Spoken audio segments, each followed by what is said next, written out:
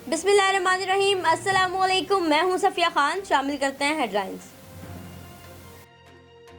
हुकूमत ने अपोजिशन से कोई राबता नहीं किया। शिबली फराज ने अपोजिशन के दावों को दो टोक अंदाज में मुस्तरद किया।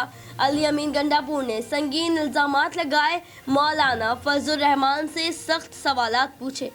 पैदा नहीं होने देंगे कोई बहरान, मरियम के साथ खड़े होकर बिलावल का ऐलान। जाले चेयरमैन ने कहा, हम नहीं चाहते तीसरी कुव्वत को मौका मिले। इस्तीफों के सवाल पर बोले, 31 दिसंबर तक इस्तीफे पार्टी कायदीन के पास जमा होंगे। मरियम नवाज बड़े बड़े दावे करने लगी। कहा, हुकूमत राबते कर रही है, एनआरओ मांग रही है, मगर कोई बात नहीं होगी। मुल्क में दहशतगर्दी का खतरा है। नेक्टा ने 2 दिन में 2 थ्रेट अलर्ट जारी किए। नेक्टा के मुताबिक पीडीएम के जलसे और सीनियर सियासी क़यादत को निशाना बनाया जा सकता है।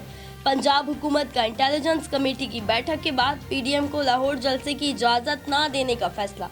हुकूमत मुखालिफ तहरीक की गर्मा गर्मी के दौरान वफाकी काबीना में बड़ी तब्दीलियां। शोला बयां, शेख रशीद अहमद को वफाकी वजीर दाखिला बना दिया गया। वजीर आजम ने कानून की अमलदारी यकीनी बनाने की हिदायत की। आजम सवाती रेलवे एजाज शाह इंतदाद मंशियात का महकमा संभालेंगे। हफीज शेख ने वजीर खजाना का हल्फ उठाया। गारंटी दें, धोखा नहीं होगा। जरदारी को नून लीग पर तहफ़्फ़ुज़ात।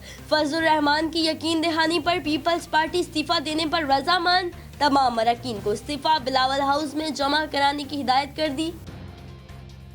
फिल वक्त इतना ही। मजीद खबरों और अपडेट्स के लिए विजिट कीजिए हमारी वेबसाइट csnlive.tv। इसके अलावा आप हमें फेसबुक और ट्विटर पर भी ज्वाइन कर सकते हैं। देखते रहिए CSN।